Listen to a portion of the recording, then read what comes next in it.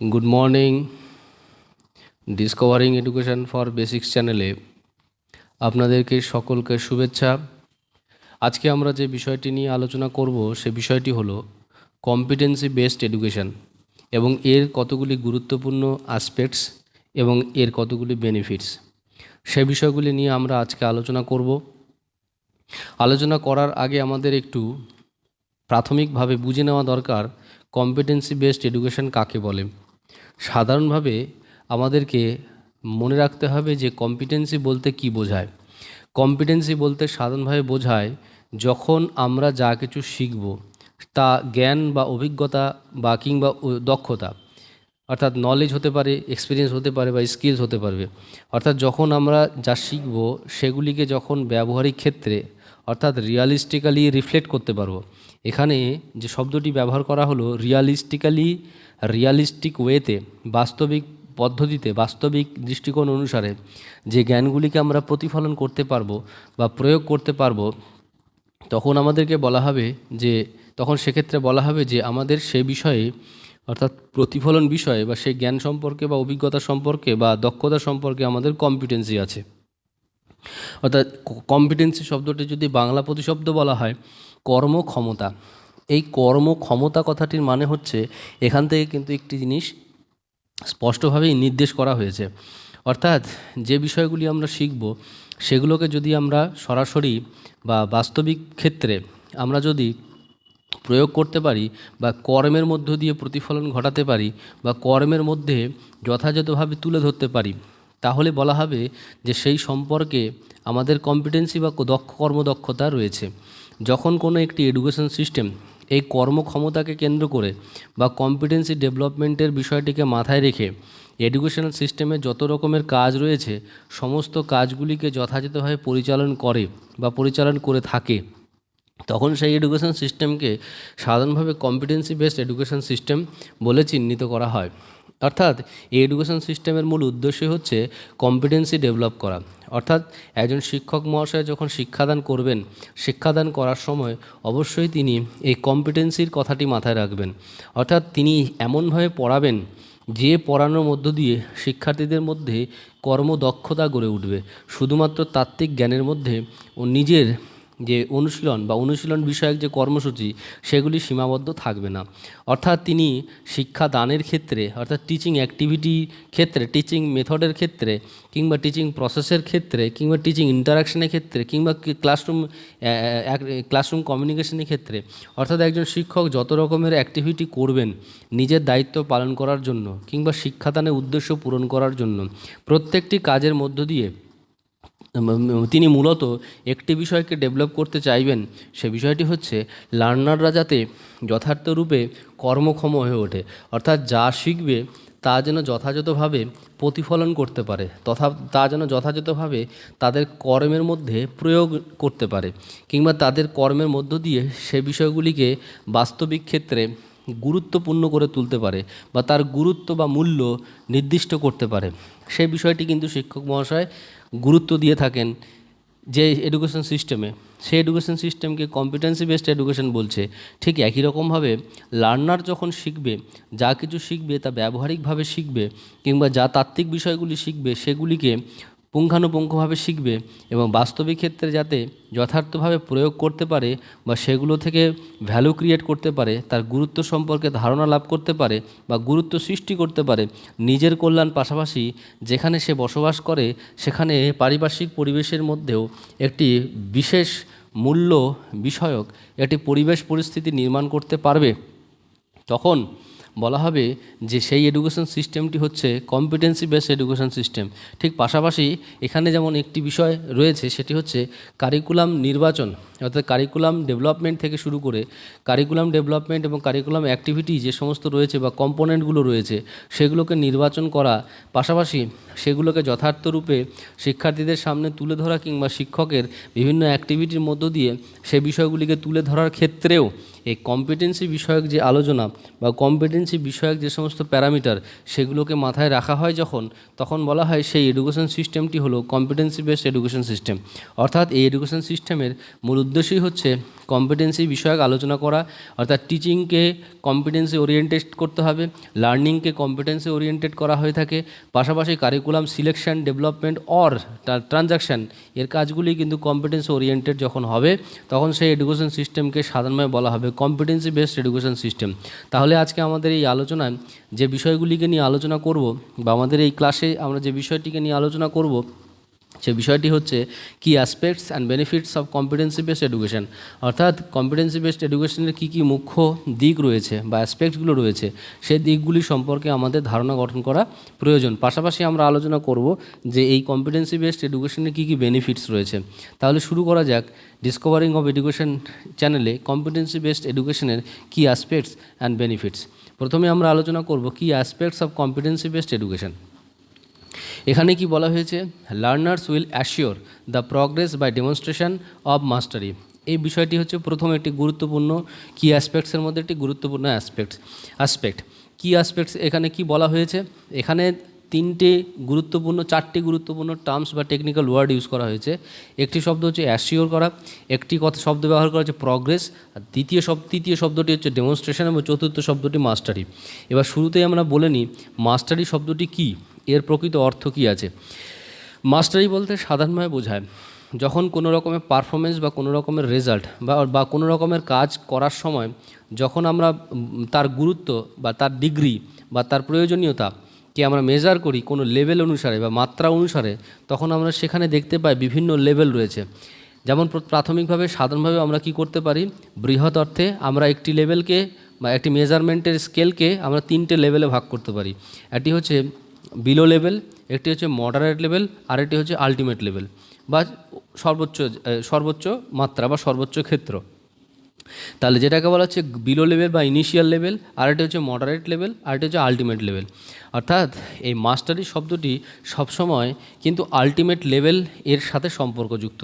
অর্থাৎ যখন আমরা কোনো জ্ঞান অর্জন করব কিংবা অভিজ্ঞতার সাথে পরিচিত হব কিংবা কোনো দক্ষতার সাথে পরিচিত হব বা দক্ষতার বিভিন্ন বিষয়গুলির সাথে পরিচিত হব, সেগুলিকে যখন আমরা কর্মে প্রতিফলন ঘটাবো বা কর্মের মধ্যে নিয়ে আসার সময় যদি দেখা যায় যে আমরা সেই বিষয়গুলিকে আলটিমেট লেভেলে আমরা রিফ্লেক্ট করতে পারছি, অর্থাৎ নলেজটা আমরা যখন বুঝবো সেটা আলটিমেট লেভেলে বুঝবো। যদি নলেজগুলো আমরা বা এক্সপিরিয়েন্সগুলোকে আমরা আলটিমেট লেভেলে আমরা সেগুলোকে বিশেষিত করতে পারি বা সেগুলোকে বিশ্লেষণ করে বুঝতে পারি বা অনুধাবন করতে পারি, পাশাপাশি যে স্কিলগুলো ডেভেলপ করব সেগুলোকেও যখন আমরা আলটিমেট লেভেল অনুসারে আমরা ভালো করে জানবো বা শিখবো, তখন বলা হবে আমাদের সেই বিষয়ে মাস্টারি হয়েছে। তবে সেই মাস্টারি হলে হবে না, এখানে কিন্তু আমাদের মাথায় রাখা দরকার যে মাস্টারি হয়েছে কি হয়নি সে বিষয়টি বোঝার জন্য বা পরিমাপ করার জন্য একটি গুরুত্বপূর্ণ বিষয়ের উপর আমাদেরকে নির্ভর করতে হয়। সে বিষয়টি হচ্ছে যে আমরা সেই মাস্টারিকে আমরা কতটা ভালোভাবে বাস্তবিক ক্ষেত্রে প্রয়োগের মধ্যে নিয়ে আসতে পারছি, অর্থাৎ ব্যবহারিক ক্ষেত্রে সেগুলোকে প্রয়োগ করতে পারছি বা কাজে লাগাতে পারছি। যদি আমরা সেই মাস্টারিকে আমরা ব্যবহারিক ক্ষেত্রে কাজে লাগাতে না পারি, শুধুমাত্র তাত্ত্বিকভাবে যদি আমাদের মধ্যে মাস্টারি গড়ে ওঠে, তাহলে কিন্তু সেই মাস্টারি আলটিমেট লেভেলকে টাচ করবে না বা আলটিমেট লেভেলের ভিত্তিতে বিশেষিত হবে না। তাই আলটিমেট লেভেলের ভিত্তিতে যদি বিশেষিত করতে হয়, অর্থাৎ যা কিছু আমরা শিখবো, যা কিছু আমরা জানবো, যা কিছু আমরা বুঝবো, সেগুলোকে আমাদেরকে কিন্তু কর্মের মধ্যে বা বাস্তবিকতার মধ্যে বাস্তবিক প্রয়োগের ক্ষেত্রে আমাদেরকে সেগুলোকে যথার্থভাবে প্রতিফলন করতে হবে। যখন আমরা সেটা করতে পারি তখন বলা হবে আমরা একটা কাজ করেছি, সে কাজটি হচ্ছে ডেমনস্ট্রেট করেছি, ডেমনস্ট্রেশন অফ মাস্টারি। অর্থাৎ এই ডেমনস্ট্রেশনের জন্য যেটা করতে হয় সেটা আমরা ডেমনস্ট্রেশনকে দুভাগে ভাগ করতে পারি, একটা হচ্ছে অ্যাকচুয়াল ডেমনস্ট্রেশন আর একটা হচ্ছে ইনিশিয়াল ডেমনস্ট্রেশন। তাহলে অ্যাকচুয়াল ডেমনস্ট্রেশন কি, অ্যাকচুয়াল ডেমনস্ট্রেশন যখন আমরা ব্যবহারিক ক্ষেত্রে বাস্তবিক ক্ষেত্রে অর্থাৎ কোনো কনটেক্সটে বা কোনো পার্সপেক্টিভসে ডাইরেক্টলি পার্টিসিপেট করছি এবং ডাইরেক্টলি সেগুলোকে রিফ্লেক্ট করছি, তখন সেটাকে বলা হবে আমাদের অ্যাকচুয়াল ডেমনস্ট্রেশন। আর যেটা হচ্ছে আমরা যখন স্কিল ডেভেলপ করছি বা সেই আলটিমেট লেভেলে নলেজ বা এক্সপিরিয়েন্স গ্যাদার করার চেষ্টা করছি, তখন এই জিনিসটা যখন আমরা কোনো কৃত্রিমভাবে রচিত কোনো পরিস্থিতিতে বা আর্টিফিশিয়ালি ডিজাইন করা কোনো সিচুয়েশানে যখন আমরা সেগুলোকে প্রয়োগ করতে পারছি কি পারছি না সেটিকে চেক করা হয় বা সেগুলিকে ডেভেলপ করার চেষ্টা করা হয়, তখন সেই সময় যে ডেমনস্ট্রেশন প্রক্রিয়াটি হয়ে থাকে, সেই ডেমনস্ট্রেশন প্রক্রিয়াটিকে সাধারণভাবে বলা হচ্ছে ইনিশিয়াল ডেমনস্ট্রেশন। তাহলে ডেমনস্ট্রেশনকে আমরা দুভাগে ভাগ করছি। একটি হচ্ছে অ্যাকচুয়াল ডেমনস্ট্রেশন, যেটা অ্যাকচুয়াল কনটেক্সট বা পার্সপেক্টিভসে যার যথার্থ প্রয়োগ হয়ে থাকে, আর এটা হচ্ছে ইনিশিয়াল ডেমনস্ট্রেশন, যেটা আমরা ট্রেনিং পিরিয়ডে কিংবা স্কিল ডেভেলপমেন্টের সময় আমরা এই বিষয়টিকে ফলো করে থাকি। তো এখানে বলা হচ্ছে কম্পিটেন্সি বেসড এডুকেশনের একটি গুরুত্বপূর্ণ অ্যাসপেক্টস হচ্ছে যে এখানে লার্নারদের মধ্যে, শিক্ষার্থীদের মধ্যে এই মাস্টারি যে নলেজ হোক বা এক্সপিরিয়েন্স হোক বা স্কিলস হোক, এই মাস্টারিটাকে ডেভেলপ করার চেষ্টা করানো হয়। পাশাপাশি তাদের সেই মাস্টারিটা যাতে ডেমনস্ট্রেট করতে পারে, বাস্তবিক ক্ষেত্রে প্রয়োগ করতে পারে, সেই দিকটাও দেখা হয়। এবং এখানে বলা হচ্ছে যে এই জিনিসগুলো তো একবারে চলে আসবে না, একবারে হবে না, সেই জন্য ধীরে ধীরে এখানে কিন্তু অবজার্ভ করার চেষ্টা করা হয় বা সেখানে ডেভেলপ করার বিষয়টিকে কন্টিনিউয়াসলি মেজার করা হয়। সেই জন্য এখানে বলা হচ্ছে যে লার্নার্স উইল অ্যাসিওর, লার্নার্স এই কম্পিটেন্সি বেসড এডুকেশনে পার্টিসিপেট করার মাধ্যমে তাকে নিশ্চিত করতে হয়, এবং এটা করাটা আবশ্যিক, যে তার যে মাস্টারি ডেমনস্ট্রেশন সেটিকে সে প্রগ্রেস করবে, সেটা তার ক্রমাগত ধীরে ধীরে সেটিকে উন্নত করবে, সেটাকে আরও উচ্চ পর্যায়ে নিয়ে যেতে পারবে। এই বিষয়টি কিন্তু এখানে অত্যন্ত তাৎপর্যপূর্ণ একটি অ্যাসপেক্ট হিসেবে বিবেচনা করা হয়েছে। দ্বিতীয় যে গুরুত্বপূর্ণ অ্যাসপেক্টসের কথা এখানে বলা হয়েছে, learners can reflect competency in respect to, এই যে লার্নাররা যে লার্ন করবে কম্পিটেন্সি বেসড এডুকেশন থেকে, যে বিষয়গুলি, যে কর্মক্ষমতাগুলি তারা অর্জন করবে, সেই কর্মক্ষমতাগুলোকে তারা রিফ্লেক্ট করতে পারে, প্রতিফলন করতে পারবে। কিসের ভিত্তিতে প্রতিফলন করতে পারবে? এখানে যেমন তিনটে প্যারামিটার বা তিনটে গুরুত্বপূর্ণ অবজেক্টিভসের কথা বলা হয়েছে। একটি অবজেক্টিভস হচ্ছে মেজারেবল লার্নিং অবজেক্টিভস, দ্বিতীয়টিকে বলা হচ্ছে এক্সপ্লিসিট লার্নিং অবজেক্টিভস, আর একটি হচ্ছে ট্রান্সফারেবল লার্নিং অবজেক্টিভস। এখানে মেজারেবল লার্নিং অবজেক্টিভস অর্থাৎ লার্নিং অবজেক্টিভস যখন আমরা পরিমাপ করতে পারছি, সাধারণভাবে আমাদের মনে রাখা দরকার আমাদের লার্নিং অবজেক্টিভসগুলোকে এমনি ব্রডারলি আমরা দুভাগে ভাগ করতে পারি। একটা হচ্ছে ফর্মাল লার্নিং অবজেক্টিভস, আর কতগুলি informal learning objectives. Formal learning অবজেক্টিভসগুলোকে কেন্দ্র করে লার্নার লার্ন করে থাকে, টিচার টিচ করে থাকে, অর্থাৎ ইনস্ট্রাকশনাল প্রসেস বা ইনস্ট্রাকশনাল ট্রানজ্যাকশনের যে কাজটি, সেগুলি কিন্তু ফর্মাল অবজেক্টিভসের পরিপ্রেক্ষিতে হয়ে থাকে। সেগুলোকে আমরা সরাসরি মেজার করতে পারি, তখন সেগুলিকে বলা হচ্ছে মেজারেবল লার্নিং অবজেক্টিভস। আবার এরকম অনেকগুলো লার্নিং অবজেক্টিভস রয়েছে যেগুলিকে আমরা সরাসরি মেজার করতে পারিনি। বিভিন্ন কর্মকাণ্ডের যথাযথ বিচার বিশ্লেষণ করার মাধ্যমে আমরা সেই লার্নিং অবজেক্টিভসের গুরুত্ব বা ব্যবহারিকতা যথার্থ রূপে আমরা দেখতে পাই বা মেজার করতে পারি। সেই বিষয়গুলি এখানে রয়েছে। অর্থাৎ এই লার্নিং অবজেক্টিভসের, অর্থাৎ মেজারেবল লার্নিং অবজেক্টিভসের পরিপ্রেক্ষিতে আমরা লার্নাররা তাদের কম্পিটেন্সিকে রিফ্লেক্ট করতে পারে। পাশাপাশি আরেকটি বলা হচ্ছে বাহ্যিক যে সমস্ত ক্ষেত্র রয়েছে, অর্থাৎ কনটেক্সচুয়াল ক্ষেত্রে বা কোনো কনটেক্সট বা কোনো পার্সপেক্টিভসে একজন লার্নার পার্টিসিপেট করলো।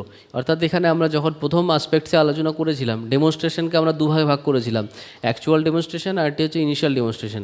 এখানে এক্সপ্লিসিট লার্নিং অবজেক্টিভসটি অ্যাকচুয়াল ডেমনস্ট্রেশনের সাথে সম্পর্কযুক্ত, অর্থাৎ অ্যাকচুয়াল সিচুয়েশন বা অ্যাকচুয়াল কনটেক্সট বা অ্যাকচুয়াল পার্সপেক্টিভস যখন তাদের সামনে তুলে ধরা হচ্ছে এবং সেই অ্যাকচুয়াল পার্সপেক্টিভসে যখন তারা পার্টিসিপেট করছে এবং সেই অ্যাকচুয়াল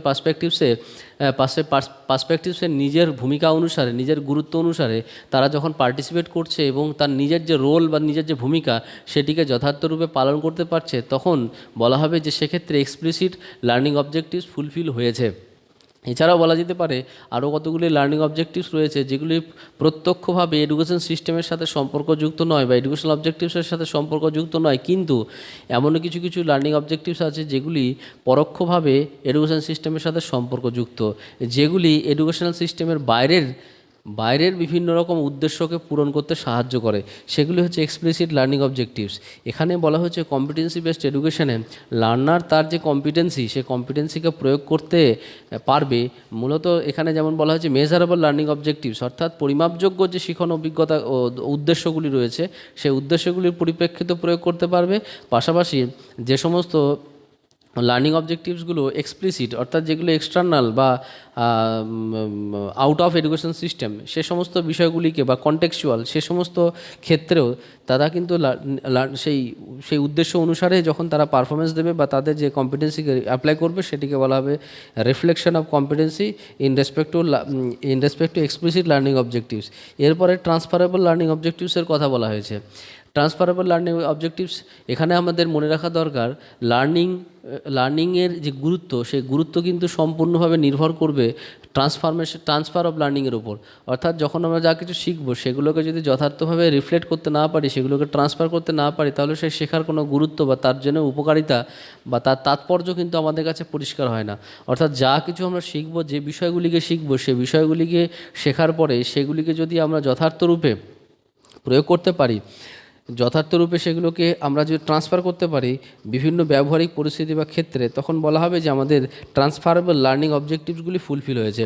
অর্থাৎ এই যে ব্যবহারিক ক্ষেত্রে প্রয়োগ, প্রথাগত উদ্দেশ্য পূরণ করা কিংবা এক্সটার্নাল বা এক্সপ্লিসিট লার্নিং অবজেক্টিভসকে ফুলফিল করা, ট্রান্সফারেবল লার্নিং অবজেক্টিভসকে ফুলফিল করার জন্য লার্নার কিন্তু এই কম্পিটেন্সির যে বিষয়গুলি বা কর্মক্ষমতার যে বিষয়গুলি, সেগুলিকে যথার্থরূপে প্রয়োগ করতে পারবে বা প্রয়োগ করে থাকে। এরপরে আমরা আরও কতগুলি গুরুত্বপূর্ণ কি অ্যাসপেক্ট সম্পর্কে আলোচনা করব। এখানে বলা হয়েছে learning experiences will be assessed by parameter of meaningfulness and positivity. এখানে বলা হচ্ছে যে লার্নিং এক্সপিরিয়েন্স যে হচ্ছে অর্থাৎ কম্পিটেন্সি বেস এডুকেশনে পার্টিসিপেট করার জন্য, অ্যাক্টিভলি পার্টিসিপেট করার জন্য লার্নাররা যে যা কিছু লার্ন করছে বা তাদের যে এক্সপিরিয়েন্স হচ্ছে, সেগুলিকে কীভাবে পরিমাপ করা হবে, সেগুলো কিন্তু পরিমাপ করার ক্ষেত্রে এখানে যেমন একটি বিষয় স্পষ্টভাবে নির্দেশ করে দেওয়া হয়েছে, তা হচ্ছে অর্থপূর্ণতা, মিনিংফুলনেস এবং পজিটিভিটি, ইতিবাচক দৃষ্টিকোণ বা ইতিবাচক ভাবমূর্তি। অর্থাৎ ইতিবাচক ভাবমূর্তি বা ইতিবাচক দৃষ্টিকোণ বা ইতিবাচক প্যারামিটার অনুসারে, পজিটিভ প্যারামিটার অনুসারে, পাশাপাশি মিনিংফুলনেসের বিষয়টি, অর্থাৎ বলা হচ্ছে যে তারা যে লার্ন করেছে, তাদের মধ্যে যে এক্সপিরিয়েন্স হচ্ছে, সেই এক্সপিরিয়েন্সের মধ্যে কতটা মিনিংফুলনেস রয়েছে, অর্থাৎ তাদের অভিজ্ঞতাটা কতটা বা তারা যা লার্ন করেছে সেটা কতটা অর্থপূর্ণ নাকি অর্থহীন। এই অর্থপূর্ণতা বা অর্থহীনতা, এই দুটো বিষয়ের মধ্যেই কিন্তু কর্মক্ষমতা বা কর্মযোগ্যতার বিষয়টি বিশেষিত হয়ে থাকে বা অনুমোদিত হয়ে থাকে। অর্থাৎ লার্নারের মধ্যে যদি কর্মক্ষমতা বা মাস্টারি ডেমনস্ট্রেশনের বিষয়টি গড়ে ওঠে, তাহলে কিন্তু এই বিষয়টি প্রমাণিত হবে যে তারা যা শিখেছে সেগুলির মধ্যে মিনিংফুলনেস রয়েছে, অর্থপূর্ণতা রয়েছে। যদি সে যথার্থরূপে প্রয়োগ করতে না পারে, অর্থাৎ তার মাস্টারি নলেজকে যদি যথার্থরূপে প্রয়োগ করতে না পারে, তাহলে সেক্ষেত্রেও কিন্তু দেখা যাবে তার মধ্যে অর্থহীনতার বিষয়টি, অর্থাৎ লার্নেবল মেটেরিয়াল বা লার্নিং এক্সপিরিয়েন্সের ক্ষেত্রে অর্থহীনতার বিষয়টি বিশেষরূপে প্রকট ভূমিকা পালন করছে। এখানে আবার পজিটিভিটির বিষয়টিকে একটি গুরুত্বপূর্ণ প্যারামিটার হিসেবে ফোকাস করা হয়েছে। এখানে সবসময় আমরা ভ্যালু বেসড ফাংশনের কথা বলে থাকি, অর্থাৎ কম্পিটেন্সি বেসড এডুকেশনে ভ্যালু ওরিয়েন্টেশনের বিষয়টিকে ফোকাস করা হয়েছে। আপাত দৃষ্টিতে এমন অনেক অ্যাক্টিভিটি বা এমন অনেক টাস্ক থাকতে পারে যেগুলিকে নেগেটিভ মনে হতে পারে, কিন্তু প্র্যাকটিক্যালি দেখা হয় বা আলটিমেটলি দেখা হয় যে সেই টাস্কগুলোর মধ্য দিয়ে আলটিমেট যে অবজেক্টিভ, সেই অবজেক্টিভ ফুলফিল হচ্ছে কি না। অর্থাৎ এখানে পজিটিভিটির বিষয়টি, সব কাজের ক্ষেত্রে পজিটিভিটির যে সমস্ত নীতিগুলি রয়েছে, সেই পজিটিভিটির নীতি বা রিলেটিভিটির নীতি বা গোল ফুলফিলমেন্টের যে এফেক্টিভ প্যারামিটার বা এক্সপেকটেশনের যে এফেক্টিভ প্যারামিটার, সে সমস্ত বিষয়গুলো কিন্তু এখানে গুরুত্বপূর্ণ বলে বিবেচিত হয়। এখানে এরপরে যে অ্যাসপেক্টস সম্পর্কে আমরা আলোচনা করব, তা হলো learners will learn as per time parameter by considering own needs. এখানে বলা হচ্ছে প্রত্যেকটি লার্নার লার্ন করবে, কম্পিটেন্সি বেসড এডুকেশনে প্রত্যেকটি লার্নার লার্ন করবে, কিন্তু লার্ন করার সময় তারা কিন্তু তাদের প্রয়োজন অনুসারে লার্ন করবে এবং তারা যে নির্দিষ্ট সময়ে যে প্রয়োজন অনুভব করছে, অর্থাৎ নির্দিষ্ট সময়ের পরিপ্রেক্ষিতে পাশাপাশি তাদের নিজের প্রয়োজনগুলো কি রয়েছে, অর্থাৎ কোনো একটি পার্টিকুলার সিচুয়েশানে বা পার্টিকুলার টাইমে আমার কি প্রয়োজনীয়তা রয়েছে, সে প্রয়োজনীয়তার উপর ভিত্তি করে আমরা লার্নার যখন লার্ন করবে, তখন সেটা বলা হবে যে কম্পিটেন্সি বেসড এডুকেশন একটি গুরুত্বপূর্ণ অ্যাসপেক্টস। অর্থাৎ এই অ্যাসপেক্টসে বলা হচ্ছে লার্নার সবসময় টাইম প্যারামিটার অনুসারেই লার্ন করে থাকে এবং সে লার্ন করার সময় তার মূল উদ্দেশ্য থাকে তার নিজের প্রয়োজনীয়তা বা নিজের যে চাওয়া পাওয়ার জায়গাগুলোকে পূরণ করা। এরপরে যে বিষয়টি রয়েছে তা হলো learners will receive knowledge by utilising a lots of resources. এখানে বলা হচ্ছে শুধুমাত্র একটি মাত্র রিসোর্স বা সম্পদকে কাজে লাগিয়ে বা ব্যবহার করে লার্নারের লার্নিংয়ের প্রসেসটা সম্পন্ন হয় না। লার্নার যখন লার্ন করে কিংবা তার নলেজ যখন রিসিভ করার সময় বা লার্নারকে লার্নিংয়ের সময় সে কিন্তু বিভিন্ন রকমের রিসোর্সগুলোকে কাজে লাগায়। অর্থাৎ এখানে বিভিন্ন রকম রিসোর্স হতে পারে। ফর্মাল ক্লাসরুম এর পাশাপাশি ইনফর্মাল বিভিন্ন অ্যাক্টিভিটির মধ্য থেকে সে বিভিন্ন রকম নলেজ বা এক্সপিরিয়েন্স গ্যাদার করতে পারে। লাইব্রেরি থেকে বিভিন্ন রকম নলেজ বা এক্সপিরিয়েন্স গ্যাদার করতে পারে, পাশাপাশি ল্যাবরেটরি থেকে বিভিন্ন রকম নলেজ বা এক্সপিরিয়েন্স গ্যাদার করতে পারে। এবং বলা হচ্ছে যে বিভিন্ন রকমের কারিকুলার অ্যাক্টিভিটির মধ্য থেকেও সে বিভিন্ন রকমের নলেজ বা এক্সপিরিয়েন্স গ্যাদার করতে পারে। তাই বলা হচ্ছে যে বিভিন্ন রকমের লটস অফ রিসোর্সেস, সে বিভিন্ন রকমের যে রিসোর্স বা সম্পদ রয়েছে সেগুলোকে এফেক্টিভলি ইউটিলাইজ করার মাধ্যমে এফেক্টিভ নলেজকে রিসিভ করে থাকে লার্নার্সরা। অর্থাৎ লার্নার্সরা শুধুমাত্র পার্টিকুলার কোনো একটি নির্দিষ্ট রিসোর্সকে কাজে লাগিয়ে বা ইউটিলাইজ করার মাধ্যমে নলেজ গ্রহণ করে না। নলেজ রিসিভ করার ক্ষেত্রে কিন্তু ডিফারেন্ট টাইপস অফ রিসোর্সকে কাজে লাগিয়ে থাকে, বিভিন্ন রকমের রিসোর্সকে কাজে লাগিয়ে থাকে। বিভিন্ন রকম রিসোর্সগুলোকে কাজে লাগানোর মাধ্যমে এখানে কিন্তু স্কিল ডেভেলপ করে বা কম্পিটেন্সির জায়গাটি গড়ে ওঠে।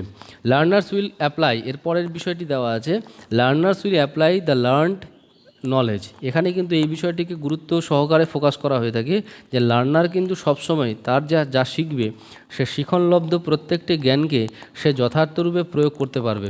সে যদি যথার্থরূপে প্রয়োগ করতে না পারে তাহলে কিন্তু কম্পিটেন্সির বিষয়টি কিন্তু প্রতিষ্ঠিত হবে না। তাই কম্পিটেন্সির বিষয়টিকে প্রতিষ্ঠা করতে গেলে আবশ্যিক যে বিষয়টি তা হলো লার্নার উইল অ্যাপ্লাই। লার্নার কিন্তু প্রত্যেকটি নলেজকে, অর্থাৎ যা কিছু শিখবে সব কিছুকেই সে অ্যাপ্লাই করবে। যেটা অ্যাপ্লাই করবে সেই অ্যাপ্লিকেশনের মধ্য দিয়ে কিন্তু তার মাস্টারি ডেমনস্ট্রেশনের বিষয়টি কিন্তু প্রতিষ্ঠিত হবে। অর্থাৎ তার যে মাস্টারি ডেভেলপ হয়েছে বা মাস্টারি নলেজ বা এক্সপিরিয়েন্স হয়েছে সেই মাস্টারি বিষয়টি কিন্তু বিশেষিত হবে যদি সে ব্যবহারিক ক্ষেত্রে বা কোনো কনটেক্সট বা সিচুয়েশনে অ্যাপ্লাই করতে পারে। যদি সে অ্যাপ্লাই করতে না পারে তাহলে কিন্তু সেই মাস্টারের বিষয়টি কিন্তু প্রতিষ্ঠিত হবে না। এরপরে যে বিষয়টির কথা বলা হয়েছে, learners can create knowledge by performing own role in CB. এখানে কম্পিটেন্সি বেসড এডুকেশনে প্রত্যেকটি লার্নারের রোল বা ভূমিকা কিন্তু নির্দিষ্ট করা থাকে। প্রত্যেকটি লার্নার তাদের নিজের ভূমিকা বা রোল পালন করে থাকে এবং সে পালন করার মাধ্যমে তারা কিন্তু নিজের জায়গায় নিজের প্রয়োজন অনুসারে নিজের সামর্থ্য অনুসারে কিছু নিজের মতো করে নলেজ ক্রিয়েট করে। এবং সেই নলেজ ক্রিয়েশনটাই হচ্ছে কম্পিটেন্সি বেসড এডুকেশনের আরেকটি গুরুত্বপূর্ণ অ্যাসপেক্টস। এখানে কি লার্নার যাতে স্বতঃস্ফূর্তভাবে অর্থাৎ স্পন্টেনাসলি যাতে তারা নিজেদের মতো করে নিজের সামর্থ্য অনুসারে নিজের ক্ষমতা অনুসারে তারা যাতে নিজের ভূমিকাটা পালন করার মাধ্যমে তারা যাতে নলেজ ক্রিয়েট করতে পারে সেই বিষয়টিকে কিন্তু এই কম্পিটেন্সি বেসড এডুকেশন সিস্টেমে বিশেষ করে ফোকাস করা হয়। এরপরে যে গুরুত্বপূর্ণ অ্যাসপেক্টসের কথা এখানে বলা হয়েছে তা হলো learners will develop effective skills by CBE. লার্নারের যে স্কিলস সেই স্কিলস ডেভেলপ হবে কিভাবে, তার যে সিবিই কার্যক্রম বা এখানে কম্পিটেন্সি বেসড এডুকেশন সিস্টেম, সেই কম্পিটেন্সি বেসড এডুকেশন সিস্টেমে বিভিন্ন রকমের অ্যাক্টিভিটির সাথে প্রত্যক্ষভাবে ইন্টারাকশন করা বা তার প্রত্যেকটি অ্যাক্টিভিটিতে পার্টিসিপেট করা এবং অ্যাক্টিভিটিগুলির প্রকৃত রোল বা তার কার্যকারিতাকে ভালো করে অনুভব করা, এর মাধ্যমে কিন্তু লার্নার্সের মধ্যে এফেক্টিভ স্কিলস গড়ে ওঠে। শুধু এগুলো শেখার মধ্য দিয়ে তাদের মধ্যে স্কিল গড়ে ওঠে না, বিভিন্ন কনটেক্সট বা পার্সপেক্টিভস অনুসারে বা রিয়ালিস্টিক সিচুয়েশনে কিন্তু তাদের নলেজ বা এক্সপিরিয়েন্সগুলোকে তারা কিন্তু যথার্থরূপে প্রয়োগ করতে পারে। এবং এই প্রয়োগ করার মাধ্যমে কিন্তু প্রমাণিত হয় কিংবা তাদের অ্যাকশানের মধ্য দিয়ে তাদের গুরুত্ব অর্থাৎ লার্নড যে নলেজ বা এক্সপিরিয়েন্স তার কিন্তু গুরুত্ব প্রতিষ্ঠিত হয়ে থাকে। এরপরে আমরা কতগুলি গুরুত্বপূর্ণ বেনিফিটস নিয়ে আলোচনা করব। অর্থাৎ সিবিইর যে বেনিফিটস সেই বেনিফিটসগুলো কী রয়েছে। সিবিই বা competency based education system helps to develop clear and transparent expectation for individual learning. অর্থাৎ একজন লার্নার লার্ন করবে, কেন লার্ন করবে, কী জন্য লার্ন করা দরকার আছে এবং কেন এই লার্নিংয়ে অর্থাৎ যে লার্নিং অ্যাক্টিভিটিতে তারা পার্টিসিপেট করবে সেই লার্নিং অ্যাক্টিভিটিসের প্রয়োজনীয়তা কী রয়েছে, গুরুত্ব কী রয়েছে, কেন সেই অ্যাক্টিভিটিগুলো তারা সম্পাদন করবে, সেই বিষয়গুলোকে ট্রান্সপারেন্ট করতে অর্থাৎ তাদের চাওয়া পাওয়ার জায়গাগুলোকে স্বচ্ছ করতে, স্পষ্ট করতে এবং তাতে যাতে কোনো রকম ধোঁয়াশা না থাকে সেই বিষয়টিকে নির্দিষ্ট করতে কিন্তু কম্পিটেন্সি বেসড এডুকেশন সিস্টেম সাহায্য করে থাকে। অর্থাৎ প্রত্যেকটি লার্নার যে অ্যাক্টিভিটিগুলো করবে প্রত্যেকটি লার্নার কিন্তু স্পষ্টভাবে বুঝতে পারবে কেন সেই অ্যাক্টিভিটিগুলো করছে এবং এইগুলো অ্যাক্টিভিটি করার মধ্যে দিয়ে তাদের কোন চাওয়া পাওয়ার জায়গাগুলি পূরণ হতে পারে।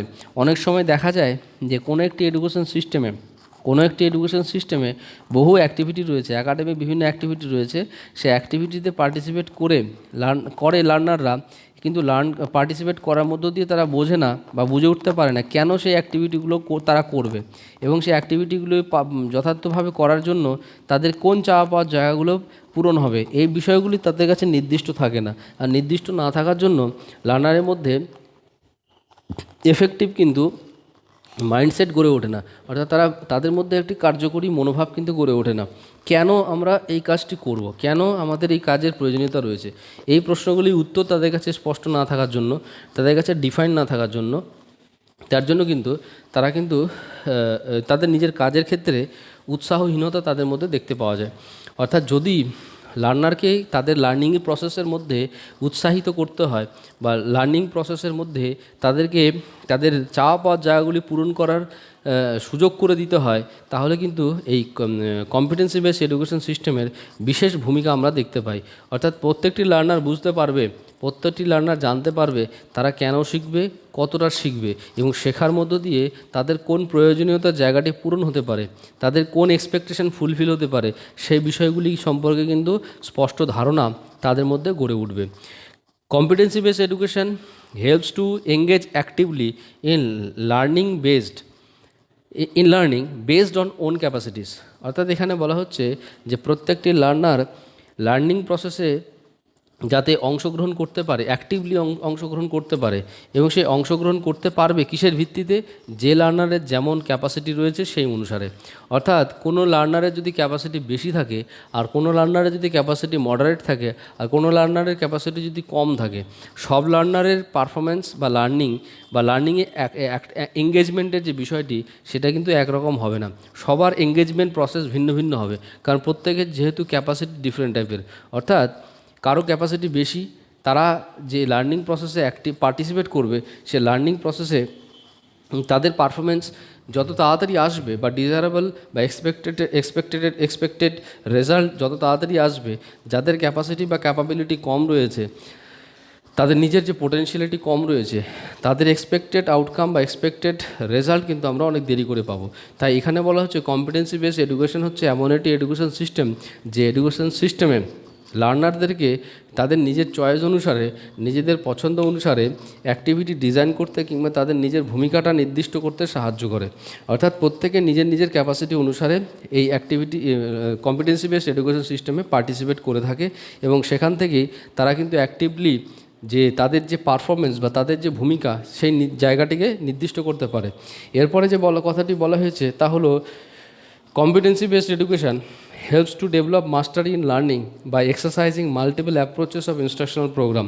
শুধুমাত্র একটিমাত্র ইনস্ট্রাকশনাল অ্যাক্টিভিটি, অর্থাৎ টিচার এসে শুধুমাত্র ক্লাসে এসে লেকচারিং মেথডে পড়ালেন এবং লেকচারিং মেথডে লার্নাররা লার্ন করলো এবং তার মধ্য দিয়ে কম্পিটেন্সি তাদের মধ্যে গড়ে উঠবে, এটা কিন্তু এক্সপেক্টেড নয়। এখানে বলা হচ্ছে যে একটি এডুকেশন সিস্টেম, অর্থাৎ সেই এডুকেশন সিস্টেম যদি কম্পিটেন্সি বেসড এডুকেশন সিস্টেম হয়, তাহলে সেক্ষেত্রে কিন্তু অবশ্যই টিচার বিভিন্ন রকমের, অর্থাৎ মাল্টিপল ইনস্ট্রাকশনাল প্রোগ্রামের আয়োজন করবে, বিভিন্ন রকমের অ্যাক্টিভিটির আয়োজন করবে, শুধুমাত্র একটি অ্যাক্টিভিটি নয়। অর্থাৎ কোনো একটি বিষয়কে শেখানোর জন্য, কোনো একটি স্কিল ডেভেলপ করার জন্য কিংবা তাদের কম্পিটেন্সি ডেভেলপ করার জন্য বিভিন্ন রকমের ইনস্ট্রাকশনাল অ্যাক্টিভিটিস বা ইনস্ট্রাকশনাল প্রোগ্রামের আয়োজন যেমন শিক্ষক মহাশয় করবে, এবং আয়োজন করতে শিক্ষক মহাশয় অ্যাক্টিভ রোল প্লে করবে, পাশাপাশি এডুকেশন সিস্টেমের সাথে যারা সম্পর্কযুক্ত রয়েছে তারাও সেই কাজটি বা সেই দায়িত্বটি পালন করবে, এবং লার্নাররা সেই বিভিন্ন রকমের ইনস্ট্রাকশনাল প্রোগ্রামে পার্টিসিপেট করার মাধ্যমে তারা কিন্তু যেই স্কিল ডেভেলপ করবে বা যে কম্পিটেন্সি তাদের গ্রো করবে,